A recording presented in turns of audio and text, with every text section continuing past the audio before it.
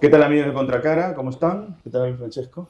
¿Todo bien tú, Manuel? Bien, y sobre todo porque hoy va a ser una entrevista literaria, sumamente literaria, por eso estamos contentos. Por supuesto, sumamente literaria, sumamente interesante. Sí, también sumamente kilométrica, pero de eso vamos a hablar con su autor. Tenemos el placer de presentar a Jeremías Gamboa. ¿Qué Jeremías, ¿cómo tal? estás? Manuel, Francesco, ¿qué tal? Contento de estar acá con ustedes. En Igualmente. la UPC, donde he enseñado yo alguna vez, no en este campus, pero sí en la UPC en algún momento. Sí. Está en Monterrico. En Monterrico, cuando estaba escribiendo Contarlo Todo, y luego ya lo dejé, pero tengo lindos recuerdos de la UPC. Contarlo todo, que es del 2013. Sí. Y ahora en el 2025 estamos hablando de esta supernovela, en todo sentido de la palabra, físico y también de contenido, que es El principio del mundo. Sí. Bueno, ya muchos te han preguntado sobre la extensión. Yo creo que vamos a abordar eso, pero desde otros ángulos. Ajá. Pero lo que quería preguntar desde el arranque es que esta es una gran novela que se divide en distintas obras. Es decir, el libro de cuentos Punto de Fuga, ¿no? Si no me equivoco, es 2007. Luego tienes ya la novela Contarlo Todo. Así es. Animales luminosos. Y ahora, todo está conectado, ¿no? O sea, la presencia con distintos nombres de un personaje que permanentemente está angustiado por encontrar su lugar en el mundo. Tal cual.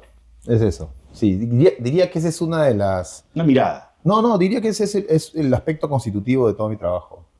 El lugar en el mundo. Uh-huh. Sí. Por eso tanto mundo, principio, todo. Sí. Uh-huh. Hay autores que a mí me interesan mucho, como Viesna y Paul, que justo indaga ese tipo de asuntos, ¿no? Uh-huh. Así que yo empecé a escribir simplemente sobre personajes que no se encontraban. Punto de Fuga es ese, el primer libro de cuentos. Son periodistas que no se hallan donde viven, uh-huh, se encuentran en un malestar, no se entiende por qué. Yo tampoco lo entendía. Cuando lo escribí, en Contarlo Todo, un chico encuentra sí su primer lugar, que es la escritura, la literatura. Es un espacio donde creo que yo también me di ese espacio. Y desde ese espacio conquistado en el 2013 con Contarlo Todo, yo me atreví a contar lo que no había contado hasta ese momento, ¿no? Que son todas las experiencias que dan lugar al principio del mundo. Diría que también en el principio del mundo una persona está tratando de encontrar su lugar, ¿no? El lugar al que pertenece, el lugar que le corresponde, ¿no? Y ya no es solamente la literatura, sino la raíz, ¿no? Claro. Sí, correcto. Una mirada intimista, el recuerdo. Así es. ¿Cuánto es relevante en la construcción también de los personajes principales la introspección, hacer este viaje interior para entender cuál es el sitio en el mundo? Sí, yo diría que en Contarlo Todo encontré el primer lugar desde el cual encontrarse, ¿no? Y enunciar los asuntos de uno, que era la literatura, como decía, ¿no? Pero a partir de ese espacio ganado, diría yo, uh-huh, conquistado, que fue la novela, como lugar de refugio, de protección, un sitio en el que ya creo a esta edad me siento, digamos, familiar, poder nombrar ese tipo de cosas más profundas, más heridas, que es buscar una residencia en la tierra familiar, real, ¿no? Y es ahí cuando yo he empezado a trabajar materiales que en mi memoria y en mi biografía estuvieron más escondidos, más secretos, ¿no? Que son de alguna manera una precuela de Contarlo Todo, ¿no? Porque Contarlo Todo, la novela empieza cuando el personaje conoce a sus primeros amigos en la Universidad de Lima y que son poetas, y empieza con la poesía y el periodismo, que son formas de escritura. Entonces, en Contarlo Todo, el personaje nace a la escritura y está acompañado de la escritura, y a partir de ahí avanza su camino hasta convertirse en el novelista de Contarlo Todo. En el principio del mundo hay un chico que no sabe qué es un colegial, es un chico que va al colegio público. Correcto. Y entonces diría que desde la novela, con un personaje que ya no está escribiendo una novela, sino recordando, hay una observación dolorosa, detenida, una meditación. Ha escrito Juan Gabriel Vázquez, que es un escritor estupendo que ha leído el libro, sobre todos estos asuntos, sin duda, ¿no? Y en pos de encontrar un espacio donde estar, ¿no? Diría que es la madre. Sí.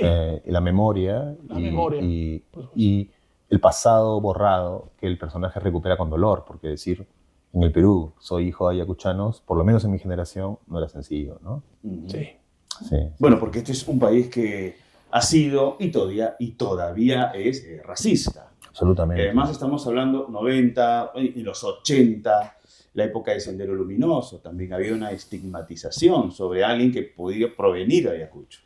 Lo viví yo desde siempre, lo viví siempre. Y por supuesto llegué al colegio a ocultar esas señas, ¿no? Mi barrio es una urbanización que se construyó en el gobierno de Velasco, con una mutual, es la unidad vecinal Tupac Amaru, súper velasquista, que está al costado de lo que ahora es La Videna, ¿no? Claro. Y era un barrio que se decía criollo, ¿no? José Ragas, que acaba de publicar Lima Chola, demuestra que Lima era cholísima mucho antes, y ese barrio era cholísimo, pero nadie decía eso, ¿no? Entonces mi familia sí tenía más señas de recién llegados que otros, y claramente había que ocultarlas, ¿no? Ahí y en la escuela, que eran espacios de socialización, donde ser el indio, ser el andino, era siempre más problemático. De manera, yo viví algunas de estas memorias de manera inconexa, sin entendimiento, ¿sí? La literatura sirve para darles una unidad, para darles una coherencia, para colocarlas, digamos, en una sintaxis de memoria. Entonces, recuerdo a mi papá quemando sus libros de izquierda cuando apareció Sendero, porque él era ayacuchano. Yo no entendía muy bien cómo mi padre, que era un hombre que amaba los libros, podía quemar sus libros, ¿no? En el jardín de la casa, ¿no? Es una cosa que me quedó muy traumático, ¿no? Sí, es un recuerdo que quedó solo. Hay otro, por ejemplo, que es poderoso, que yo también aprovecho en mi novela, que es mi hermana, mi segunda hermana, yo soy el menor, mostrándome la revista Oiga y viendo yo a los asesinos de Uchurajay, que eran campesinos que yo sabía que se parecían a mis abuelos, que alguna vez habían visitado mi casa vestidos a la manera serrana. Era raro eso, porque ellos eran... Y luego ver fotos de estos campesinos con titulares de barbarie, asesinos, en medios, Oiga, Caretas, La República, etcétera, etcétera. Entonces, eran disonancias cognitivas, cosas misteriosas, que no se podían entender, ¿no? Que yo luego de contarlo todo he ido rescatando a través de un proceso de psicoanálisis que explica un poco este acercamiento a la memoria. Y entonces la novela me ha permitido a mí unir todas estas historias y darles un sentido, ¿no? Yo creo que he vivido con muchas, ¿cómo decirlo? Con muchos síntomas y muchos malestares, como todos los escritores, ¿no? Escritores empezamos sintiéndonos mal ante el mundo, cuando leemos encontramos un suplemento que nos ayuda a vivir. Y esos malestares creo haberlos, por ejemplo, contado en Punto de Fuga, pero sin saber de dónde provenían, ¿no? Este es el intento más serio, largo, extenso, profundo, creo, de entender de dónde venía, y venía justamente de ese tipo de asuntos. Se presenta como algo evolutivo, ¿no? Porque esta temática es constante en tu obra. En Punto de Fuga, por ejemplo, ¿no? El cuento que tiene que ver con el padre, que es un mozo y que va con su hijo a una revista, se repite en contarlo todo, solo que ya no es padre, protagonista, que acompaña al protagonista principal, sino es el tío. El tío, sí. Pero lo que se advierte allí es cómo instalar, ahora que hablamos de psicoanálisis, el deseo de los sujetos. Y el deseo es nada más y nada menos la fuerza que nos moviliza hacia donde nosotros queremos estar, lo que nos puede instalar en el mundo. El tema es que el deseo es muy difícil también de identificar. Claro. ¿No? Recordarás también lo que dijo Max Hernández sobre la carnecita, te puedes equivocar. Exacto. En la definición del deseo. Y que puede ser una falsa señal, ¿no? Uno cree que esto es el deseo y de pronto es algo que uno quiere asumir o no quiere ver o no puede ver. En el caso de tus protagonistas, tus sujetos masculinos principales, hay una constante búsqueda del deseo, pero parece que ya lo alcanzan y nuevamente quedan en un estado de duda. ¿Cómo lo ves tú? ¿De esa forma? No sé, mira, cuando has dicho lo del lugar en el mundo, lo primero que pensé fue constantemente y conscientemente, yo he hablado del lugar en el mundo, desde el primer libro en adelante. Pero el deseo te refieres no al sexual, te refieres a un deseo... No, claro, al término psicoanalítico... De la voluntad. De lo que te moviliza. Ah, bueno, es el mandato en mi caso, ¿no? Ya. En mi caso está muy preñado de mandato. Y de algún tipo de deseo... Que no necesariamente, que no es el deseo, el mandato. Pero se puede convertir, se puede volver una fuerza, puede ser una fuerza de movimiento en el mundo. Sí. ¿No? Qué profundidad. Pero cuando el mandato es autoaversivo, como en mi caso, y en el caso de muchos peruanos, el mandato es blanquéate, deja de ser ayacuchano, no mires atrás, trata de escalar en la sociedad postcolonial hasta que ya crean que eres blanco y estás libre de sospecha. El deseo puede salir por partes muy peligrosas. Claro, Cuando el mandato, porque el mandato puede ir en contra de tu deseo. Entonces, por ejemplo, en mi novela, en Principio del Mundo, vas a entrar por esos temas. Mi personaje ha estado enamorado de una chica durante la escuela que se llama Julia González Valencia. Y él no se ha dado cuenta que estaba enamorado de ella, porque era chola, como él. Pero por mandato, su deseo no pudo siquiera canalizarse de una manera natural. Eso le pasa a muchísimos peruanos. Conflicto. Le pasa a muchísimos peruanos, creo yo, que han colonizado el deseo, que está colonizado o atravesado por los asuntos de los discursos de la sociedad y de la cultura. Hay otro aspecto, tú has dicho el tío que regresa a caretas, en fin. Hay una escena que es más recurrente en mi literatura, que es el cine Colón. Bueno, sí, claro, el cuento. Exacto. El cine Colón, que es una sala porno, es una sala republicana, que fue blanca en su momento, que en los inicios del siglo XX pues iban las señoras y señores, yo me imagino que saliendo del Club Nacional a ver una obra de teatro, se convirtió en la época en que yo era estudiante de colegio y tal, en una sala porno totalmente decadente, ¿no? Ese cine aparece en Punto de Fuga de una manera cómica.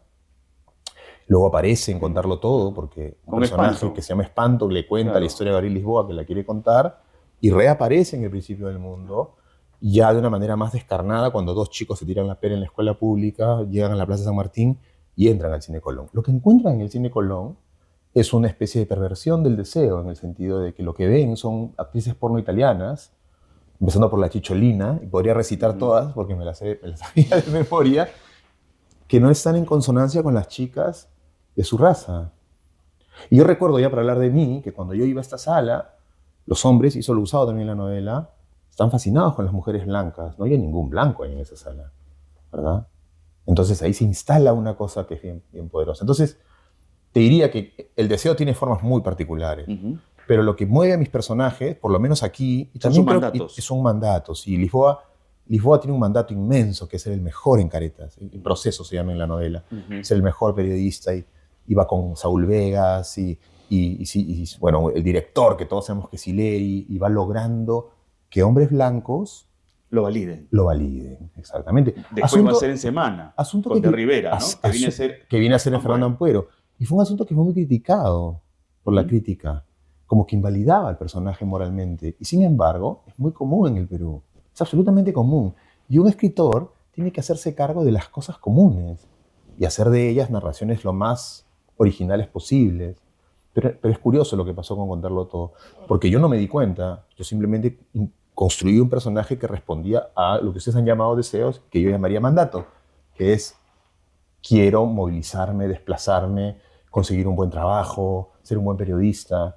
Y en ese sentido aparecen Vegas, De Rivera y finalmente Estrada, que es una construcción como de Jorge Eslava un poco, que son hombres blancos que lo validan, ¿no? Diría que mi vida se ha manejado hace mucho tiempo, como muchos peruanos, hasta que empecé a darle la vuelta al libro y empecé a trabajar esto, ¿no? ¿Tú consideras que en Contarlo Todo, para ya pasar en profundidad al Principio del Mundo, en ese momento hubo gente que no comprendió bien la novela? Sí, que fue arbitraria, vamos a ser claros, de todo, Manuel, hubo de todo, y también hay de todo acá. Hay gente que acepta, gente que quiere cambiar con la novela, gente que rechaza la novela, a veces porque se hablaba de un personaje aspiracional. Exacto. Y a partir de esa mirada se le invalidaba. Sí, pero además lo que pasó en Contarlo Todo fue algo más complejo todavía, y que ya excedía la literatura, porque como me dijo un amigo, Carlos Yushimito, en su momento, la gente estaba leyendo la realidad en lugar de la novela. Es decir, como la novela salió con Vargas Llosa, la Feria de Guadalajara y todo esto, lo que me pasaba a mí se lo adjudicaban a Lisboa, ¿no? Entonces hubo un malentendido muy grande con la novela en ese sentido, ¿no? Porque es ficción, a fin de cuentas estamos hablando y el personaje no terminaba en Guadalajara publicando su novela, el personaje termina en el de Contarlo Todo, terminando de contar la historia, claro, en un cuarto de Santa Anita. Yo siempre y sin la chica, además. Sí, claro. Yo siempre he fantaseado una novela que empiece con el momento en que Lisboa termina la novela, y está en Santa Anita, no tiene plata, vive con el tío Emilio y no sabe qué hacer con el manuscrito. Y me encantaría contar una historia en la que le rechazan el manuscrito, le va mal, porque lo que pasa en la novela es eso. La única victoria de ese chico en contarlo todo es haber podido usar el lenguaje para contar su historia. Yo creo ahora que con los años, que ese tipo de logro, que era hacer la novela mía, me permitió plantearme esto.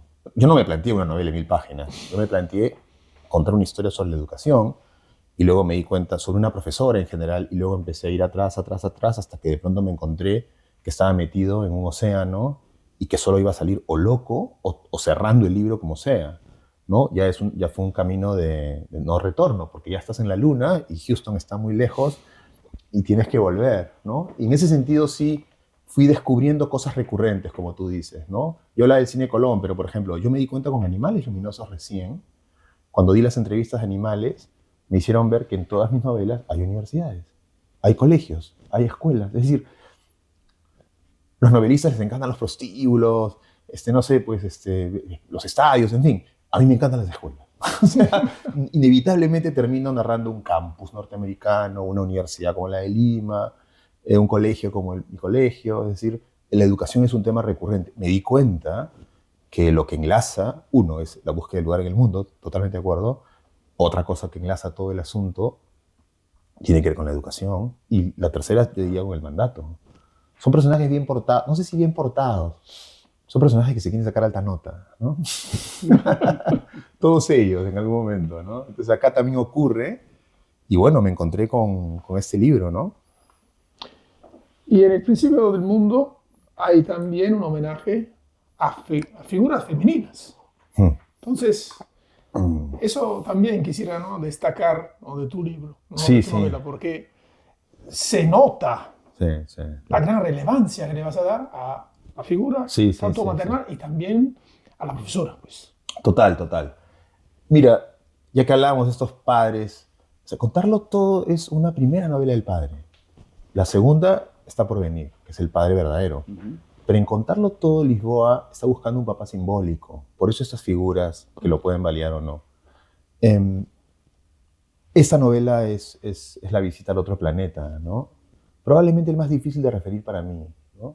Yo he contado una historia aquí y allá, creo que aparece en el libro también. En algún momento cuando era niño, estos enigmas que nos vuelven escritores, ¿no? Uno de ellos es mi padre quemando sus libros, pero otro es un momento así también fundacional, que soy yo de niñito buscando los cajones de mis papás. Yo buscaba mucho los cajones, miraba, era curioso, ¿no? Y de pronto descubro 2 libretas, creo que eran militares, de los dos, de mi papá y de mi mamá. Y la de mi papá, en esa época ponían el grupo racial, en las libretas y la de mi papá decía mestizo, lo cual me sorprendió, porque yo tenía el discurso de que éramos blancos. Y en el barrio, curiosamente, algunos nos consideraban blancos. Además hay ayacuchanos, pero también blancos. Si los sabías ocultar, eras blanco, ¿no? Pero en la libreta de mi mamá decía indígena. Y eso fue muy fuerte para mí. Ese fue el primer momento, creo, en que me di cuenta que era hijo de un indígena. Que yo era hijo de una indígena, ¿no? Y eso era... Por supuesto que en ese momento tú haces el efecto parabrisa y sigues escuchando Soda Stereo y quieres ser Gustavo Cerati, ¿no? Eso fue lo que me pasó a mí. Pero estos asuntos quedan como malestares, justamente los que persiguen a mis personajes. Entonces, claro, uno se encuentra con los asuntos. Yo venía de Estados Unidos, había vuelto de una maestría, Manuel me entrevista junto a Carlos Sotomayor para el periódico Correo. Carlos Sotomayor pone en su blog la entrevista y una señora comenta, un comentario que sigue colgado, el otro día Carlos me mandó el enlace, está ahí todavía, un comentario diciendo: yo soy la amiga de la profesora Graciela Monteagudo, que le enseñó a este chico a leer y escribir en el colegio, las aulas celestes. Este es su teléfono, en la vida real. Y yo llamo a esta señora que me había enseñado a leer y escribir, que en el 3er año de primaria desapareció de mi vida, llevándome a vivir la primera experiencia de pérdida de mi vida. Sufrí mucho cuando esta profesora extraordinaria me dejó y fui a verla. Y conversamos. Y al salir de su casa, yo dije: esto es una novela, o esto es un cuento. Primero pensé en un cuento. Y es así como empecé a escribir. Ahí estaba ya la mujer, ¿no? Pero no, yo no lo sabía en ese momento.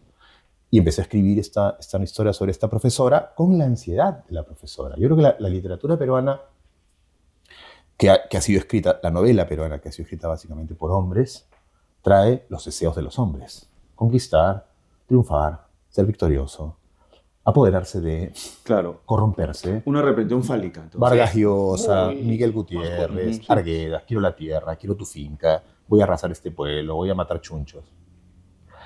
Pero hay un deseo que es femenino, que lo plantea Clorinda Mato de Turner en Ave sin nido, que es una mujer a quien le mueve las ganas de salvar a los niños. Eso después no se retoma, porque los hombres toman el poder, diría yo, de la novela. Me encontré al hablar con la profesora de ese deseo, o sea, de ese asunto, de esa aspiración, que me parece que es muy femenina: cuidar, proteger, enseñar. Bueno, lo que hacen ustedes en la universidad, ¿no? Lo que hacemos nosotros. Yo también soy profesor. Ahora me considero más profesor que periodista, por ejemplo. Diría que es mi segunda vocación. La he descubierto escribiendo el libro. Y yo también trabajo como profesor dictando cursos de literatura, cursos de lectura. De manera que ahora que me planteas esto, sí, empecé a pensar como mujer. Empecé a pensar con las cosas de mujer. Curiosamente, en la época en que yo empiezo a criar a mi hijo. Mi hijo nace cuando yo empiezo a escribir esta novela.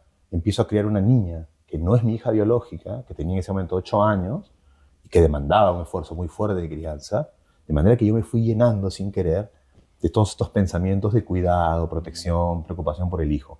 En el proceso de escribir la novela hasta la llegada de la profesora, página 600 de la novela, la profesora le dice al personaje una cosa que yo no esperaba, que me obligó a mí a escribir toda la historia de una mujer campesina, ¿no? Que era la madre del protagonista. Ahí me di cuenta que estaba ante una novela sobre mi madre.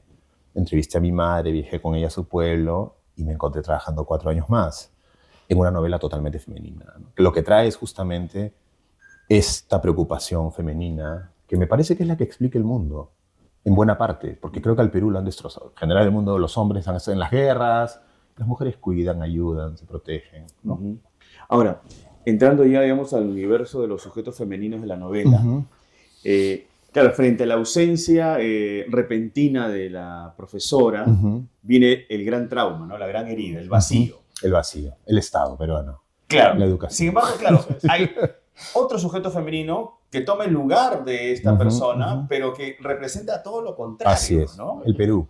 El Perú. El Perú, el Perú. Es Sí. decir, la falta de capacitación, la hostilidad, la aspereza, la falta de empatía con el otro. Así es. Eso lo viví yo en la escuela con una profesora. Su nombre nunca lo he dicho por respeto, porque no era una mala profesora, pero traía todas las taras. Estaba instalada, ¿no? Con ese tipo de taras. Sí. Entonces ella, por ejemplo, tenía las protegidas suyas, calificaba con injusticia, diría.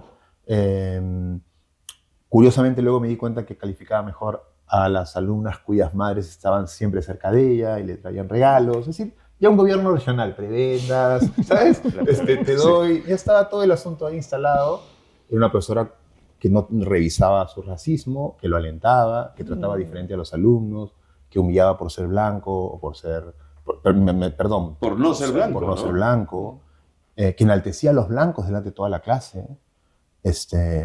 Era así. Y por supuesto que yo lo viví natural. Lo naturalicé completamente. Me pareció algo normal. Ella fue la que hizo este acto de... que veo que es muy exitoso. Todo el mundo me lo pregunta. Del Día del Indio, ¿no? En que todos tienen que recitar un poema de José Santos Chocán y dice quién será el indio y nadie quiere serlo. No había un cuidado en ese sentido. Y ella es el principio del mundo, en un sentido también. El principio del Perú. Ahí aprendes el Perú, lo aprendes en las clases, ¿no? Constantino Carballo decía que el salón de clases era la matriz del Perú, ¿no? La matriz del país, ¿no? Ahora, este camino es hacia la oscuridad, porque en secundaria de pronto yo hubiera querido seguir con esa profesora. Lo que apareció fue la ausencia de profesores, ¿no? Que es lo que está sobre la parte final de esa primera parte de la novela, de ese primer tomo. Yo viví la escuela en el turno tarde, en un colegio público en La Victoria. De 1 de la tarde a 6. De 1 a 6. Y es una experiencia que para mí era una nebulosa antes de escribir la novela, ¿no? Era mejor tirarse la pena, sin duda, ¿no? Entonces sí, la sensación que creo haber tenido conmigo es la de un abandono, nunca nombrado, de parte de quienes tienen que darte educación, ¿no? Te abandona el Estado, te abandona el país, ¿no? Yo tengo la fortuna de haber tenido la locura, mis papás y yo, la idea loquísima de ir a una universidad privada y entré a la Universidad de Lima y viví otra experiencia, ¿no? Pero muchos de mis compañeros no. Muchos de mis compañeros no tuvieron un futuro bajo esas condiciones, digamos, ¿no? De la profesionalización y tal, ¿no? Sí. Así que nada, escribí sobre eso. Sí. Sí, quisiera preguntarte. Exacto. Educación pública. A ver, Jeremías, tu mirada sobre la educación pública peruana, en general, no solo por... Bueno, voy a entrar a... Me parece que habían algunos pasos acertados, diría yo, de varios gobiernos, me atrevería a decir, por mejorar la educación pública, ¿no? Seleccionar los colegios de alto rendimiento, rendimiento intermedio, capacitaciones a los profesores, carrera magisterial, meritocracia, ¿verdad? Que te permitiera generar entre los profesores, primero, una esperanza, ¿no? O sea, si el Perú tuviera una carrera magisterial sostenida, lo ideal sería ser Corea, donde un profesor entra y le ponen una alfombra roja, es más importante que un médico, o casi tan importante como un médico. Tú sabes la gente cómo se moriría por ser profesor, sabiendo que eso te garantiza un horizonte, capacitaciones, viajes, mantener a tu familia. Sería paja ser profesor. Ahora ser profesor es cholo, además. Eso estaba pensando, es inferior, te genera precariedad, todo lo que yo viví con mis profesores de escuela. Pero además es una carrera que ha sido estigmatizada, ¿no? En la novela, el personaje, su hermana mayor quiere ser profesora, ¿no? Irene se llama en la novela. Y la familia, que es una familia andina, no quiere que sea profesora, ¿no? Entonces, es mucho lo que hay que hacer. Yo creo que se hizo, se estaba haciendo. Escuché testimonios de profesores, buenos profesores, que sentían que había meritocracia, que podían capacitarse, había una escalada de sueldos que tú lograbas de manera limpia. Todo eso se perdió, se dinamitó por intereses de gente que hace mala educación y que lucra con eso y que ha copado el Parlamento y que fue la que se bajó a Saavedra y la que pidió cabezas. Ahí está metido la extrema derecha y la extrema izquierda, en realidad, ¿no? Es decir, que por supuesto lo que han hecho es dinamitarlo. Entonces hay una masa docente totalmente lumpenizada, hay mucha gente valiosa que justamente se siente totalmente desalentada. Si al costado tienes a alguien que paga por una maestría trucha en una universidad trucha sí. y gana igual que tú, entonces yo que soy un buen profesor en esta escuela con esos alumnos, lo único que sostiene a esos profesores son los alumnos. Y tengo la impresión que los de primaria, que suelen ser más mujeres que hombres, sí. Se sostienen más todavía porque piensan en sus niños, ¿no? Pero trabajan solos contra la tempestad, ¿no? Contra ese sistema, ¿no? Pervertido. Y miren, el tema de la educación es bien importante porque todas las conversaciones políticas que se establecen en la clase media terminan ahí. ¿Qué tal candidato? ¿Qué tal otro? ¿Qué tal? Es que el pueblo peruano escoge mal. Y siempre hay alguien que dice, pero ¿cómo va a escoger bien si no están bien educados, si no hay ciudadanía? Claro. Entonces, al final, es el principio del mundo, la educación. Si no tienes una buena educación, el país no va a avanzar, ¿no? Entonces, hemos crecido de arriba abajo, ¿no? Deberíamos crecer, o sea, hemos crecido desde el BCR, ¿no? No está mal, pero deberíamos crecer desde la masa humana. Para formar. Para formar ciudadanos de calidad. Así es. Y te quería proponer lo siguiente. Nosotros entrevistamos hace unas semanas a Carmen McAvoy y le planteamos el tema de la educación. Hicimos un paralelo histórico con Argentina, fines del siglo XIX, ¿no? No, un poco antes del siglo XIX. Y claro, hablamos de Sarmiento, diciendo, acá en el Perú faltó un Faustino Sarmiento, pues, que empezara una revolución en cuanto a educación y que entendiera que la educación era el único camino de desarrollo, al menos de la gran movilización social. De ahí se explica un poco la gran clase media. La gran clase media argentina, la gran cantidad de librerías. Exacto. Sí, porque lo que es interesante es que Sarmiento entendió, acá hay dos caminos. O es la civilización o es la barbarie. Nosotros no hemos podido encontrar nuestros sarmientos y estamos cada vez más en la barbarie. La dicotomía es compleja, no sé si usarla, pero sí diría que estamos más en el desorden, en el caos, diría yo, ¿no? Diría yo. O sea, yo pienso que es una novela en 1000 páginas, no necesariamente 1000 páginas, una novela una novela es el esfuerzo individual, en este caso, de alguien. No hablo de mí. Pensemos Dumet, Gutiérrez, Vargas Llosa, en fin. Es el intento por ordenar cosas. Una novela nunca es el caos. Una novela siempre es el intento por estructurar, ordenar, dar un punto de vista, una perspectiva del mundo, ¿no? Eso está a contrapelo de lo que está pasando. Lo que está pasando ahora es una lumpenización, un intento, un asalto armado, y nos estamos dejando, ya por un clima que podemos hablar en otro momento, quizás, no sé, ya es un asunto, entonces nos está ganando el caos. Porque el principio del mundo también es una columna vertebral, es una forma de estructurar. Si no hay un principio, si no hay una piedra de toque, ¿cómo jerarquizamos? ¿Cómo vemos qué es lo relevante y lo que no es? Ahora todo eso se ha perdido. Y a eso también contribuyen, sin querer queriendo, las redes, donde todas las opiniones valen lo mismo, donde cualquiera dice cualquier cosa. El nivel del discurso ha bajado de una manera bestial. Entonces uno escribe un libro y comenta un hombre con una lanza, lo que le provoque, y eso es parte de la discusión. Entonces ya hemos perdido también a estructurar, ¿no? En ese sentido creo que la novela es a contrapelo. Curiosamente, tengo una esperanza porque ha llamado la atención precisamente su tamaño. Porque es como, wow, alguien se ha tomado este trabajo en un país en el que ahora todo es cuánto pago por tener mi novela trucha, mi diploma trucho. Bueno, y ahora con la inteligencia artificial, poder pedirle a la inteligencia que te haga una historia. Probablemente. Lo que clarísimo es, aunque sea la novela mala o buena la que yo he escrito, una cosa sí puedo decir de ella. No hay atajos. No he tomado un atajo, mira, voy a hacer esto más rápido y pum, voy a publicar el próximo año. No hay eso. Y eso me parece que también es importante. Es importante desde el lugar en el que estamos todos nosotros, ¿no? Ustedes, como una universidad seria, yo he trabajado aquí, ¿no? Somos los que intentamos integrar, ordenar frente a toda a esto que tú llamas barbarie y que yo llamaría el caos. Bueno, me cuido. Solamente para saber esta idea, tomando el término del caos. Ajá. La novela también es una representación simbólica de una transgresión. No sé qué pensarás de lo que te voy a decir. A ver.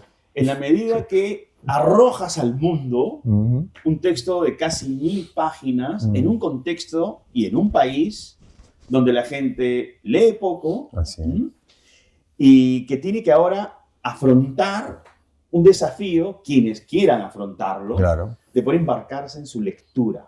Y también a eso súmale pues la inteligencia artificial.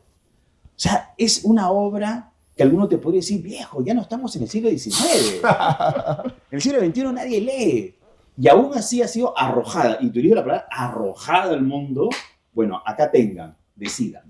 ¿Cómo lo ves? Yo diría que en lugar de arrojada diría ofrecida. Que el día está muy diplomático. No quiere decir barbarie. Digo ofrecida porque es una invitación gentil. Y es una novela sobre el cuidado.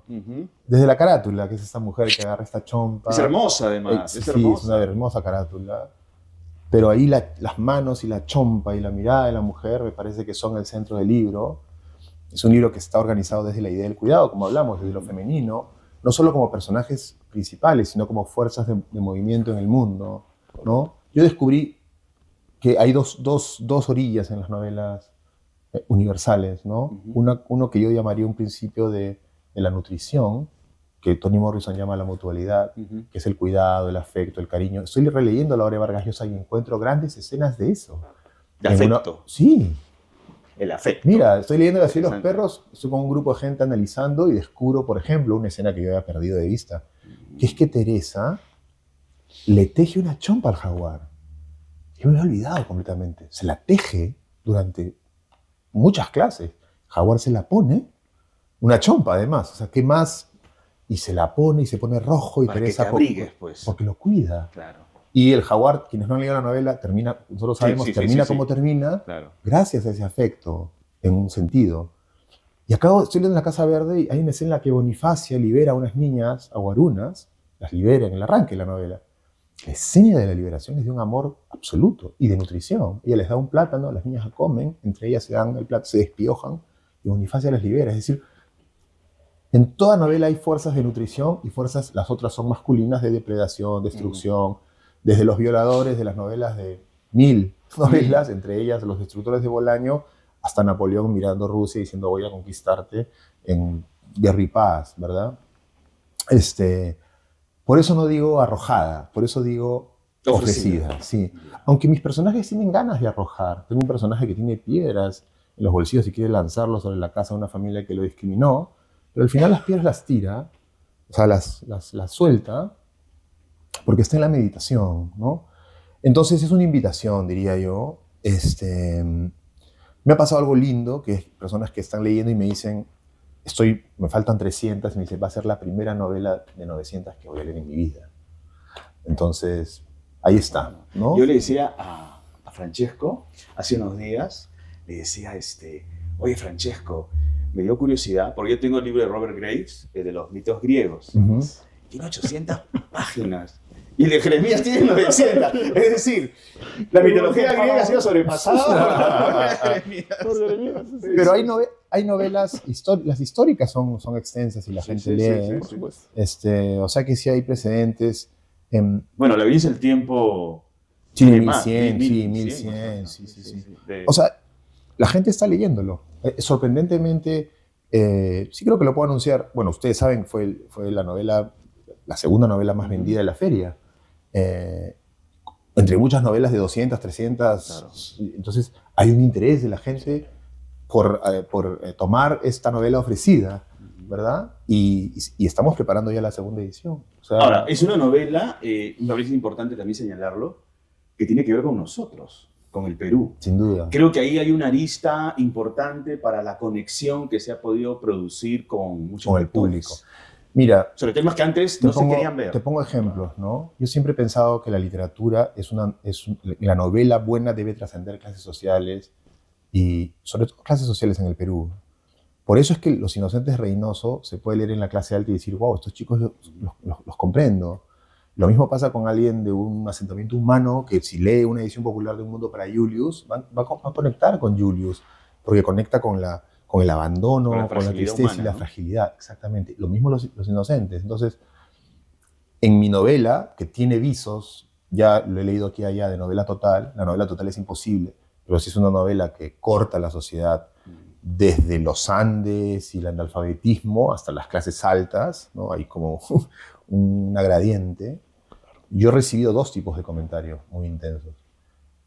Ahora sí, ya con 2 meses y después de la experiencia de la feria, puedo compartirlos. La gente me abraza. Eso no me había pasado a mí, ni con contarlo todo, ni con animales luminosos. Es como te puedo abrazar. Y hay gente que me habla de su escuela pública, hay gente que me habla de los baños de su escuela, gente de un origen social parecido al mío, y que, por ejemplo, me dicen gracias por poner esto en palabras, por representarnos en la ficción, ¿no?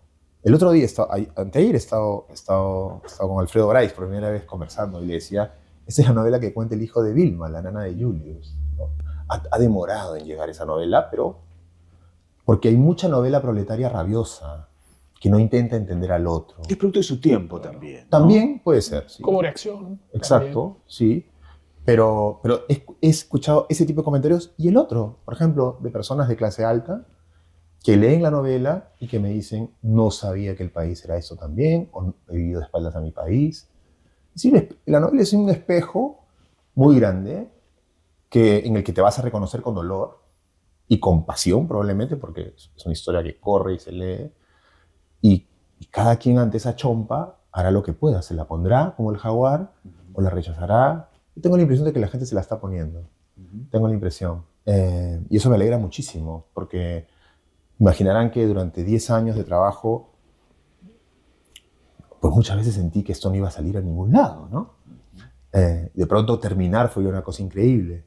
Que me la acepten publicar en su integridad, o sea, también. Y que de pronto la gente la compre y la lea, eso es una cosa extraordinaria. Es decir, eso nos hace pensar que los ordenadores del mundo, los que estructuramos, los que ponemos una metáfora, los que enseñamos, tenemos un lugar para seguir combatiendo contra el caos, ¿no? O lo que tú llamas la barbarie. Y que no importa el número, ¿no?, de páginas, porque hay historias que necesitan del tiempo para ser contadas. Sí. Y eso probablemente los lectores lo están entendiendo. Yo tengo la impresión, sí. Sobre todo, y mira que tu novela es extremadamente valiosa hoy en día porque, sobre todo los chicos, están acostumbrados a algo rápido. También. Como tú has dicho, no solo las redes, también una novela, un cuento que debe ser enfrentado como si fuera el contenido de una red social, Sí. al toque scroll. Así. Exacto. No, en el caso de una novela de este tipo que te hace reflexionar, que es muy profunda, entonces necesita su tiempo y dedicación. Sí, Entonces, es verdad, sí. Eso puede ser algo extremadamente valioso, considerando, ¿no? Yo creo que, o sea, ya que estamos en esto, yo también creo que la novela tiene otra cosa más, que a mí me parece que, creo yo, explica una madurez de la tradición de la novela peruana. No porque mi novela lo haga, pero me parece que es una novela que intenta homenajear a todas las novelas peruanas, o a muchas grandes novelas peruanas, ¿no? De manera que si uno lee esta novela, podría decir, vaya, voy a leer a Vargas Llosa, no he leído a Bryce. Y si eres un chico que empieza a leer y lees 1000 o lees 900 y te va bien, ves El mundo para Julius de 500, 600 y dices, venga, ¿no? O sea, me la puedo leer, ¿no? Y por eso quisiera preguntarte también, ¿no? ¿Cómo dialoga esta novela justo con otras novelas peruanas que enfrentan una tipología de temas parecidos? Como puede ser la exclusión, totalmente. La violencia. racismo, Bueno, violencia, ¿no? me estás dando el tema... Arguedas, por ejemplo. Me estás poniendo un tema que para mí es fascinante, que es el de la novela peruana. Yo creo que hay un asunto que constituye la novela peruana. Muchos lo he conversado con amigos que me dicen, oye, no tenemos tradición de literatura fantástica o gótica como en Argentina. Claro, ¿no? exacto. Pero es que en Argentina tú estás en la escuela y lees a Bioy, lees Borges, lees Cortázar, pues ya estás en el... Ya estás ubicado. Sí. Claro, ya es la tradición, es lo que has mamado. O sea, vuelvo con los símbolos nutricios, ¿no? Nosotros hemos mamado Paco Yunque, Ciro Alegría, Los perros hambrientos, y hay algo común, a buena parte, no a toda, pero muy buena parte de la novela peruana, que es lo social, que es un salón oscuro, tengo la impresión, al que los escritores peruanos se han asomado por diferentes ventanas, que me parece que es el nudo colonial, que es complejísimo, es este asunto autoaversivo, de negación constante, porque si tú eres en el Perú blanco o cholo, dependiendo en qué esquina estás yendo y en qué espacio social, tú puedes vivir todo el tiempo negando lo que eres, asumiendo que eres blanco en cada lugar, por lo tanto no teniendo una identidad. Es gravísimo para el país, por eso tampoco nos podemos representar. Por eso la presidenta llega al poder y se opera la nariz. No puedes asumir tu cara. Y yo creo que libros como el de Gabriel Lavín, El guapo retrato, o De dónde venimos los cholos de Avilés, y este libro a su manera, son libros en donde empezamos a ponernos la cara. Soy yo esto, ¿no? Yo lo decía en una entrevista que me hizo Gianfranco Ereña, yo soy incholeable. O sea, yo 970 páginas digo que soy cholo. O sea, me pueden decir en la esquina cholo de M, pero a mí no me va a ofender porque yo no voy a dormir en las noches pensando si soy o no soy cholo. O sea, es clarísimo eso, ¿verdad? Pero entonces, claro, a lo que voy es... No tiene por qué ser ofensivo tampoco. O sea, me refiero a que mucha gente racista... En su esencia no. Reelabora el término, lo resignifica para mal. Pero si una persona te dice cholo de M y a ti te duele, es que ese es ofensivo. Claro. El que lo dice y el que lo recibe, porque te afecta. Porque lo tiene instalado culturalmente. Exactamente. ¿No? Ese asunto está narrado en buena parte de la novela peruana con diferentes acentos. El nudo colonial. Se acerca ahí Alegría, se acerca Arguedas, se acerca Vargas Llosa, se acerca Bailey. O sea, tú lees, por ejemplo, se acerca Bryce, ¿no? El tema siempre es un asunto peruano constitutivo. No cancela toda la literatura peruana, pero sí es un tema central. Entonces yo he ido leyendo sobre ese tema peruano toda mi vida. O sea, yo he leído, tú lees al historiador cholo que va a la hacienda del historiador blanco en La violencia del tiempo y ve su terno y lo siente más rotoso de lo que era cuando se lo compró en la sastrería de Piura, y estás ante la escena similar a la madre que va con el niño por Girón de la Unión y le dice, ten cuidado con los cholos, acércate más acá, en una novela de Bailey. Es decir, ¿sabes?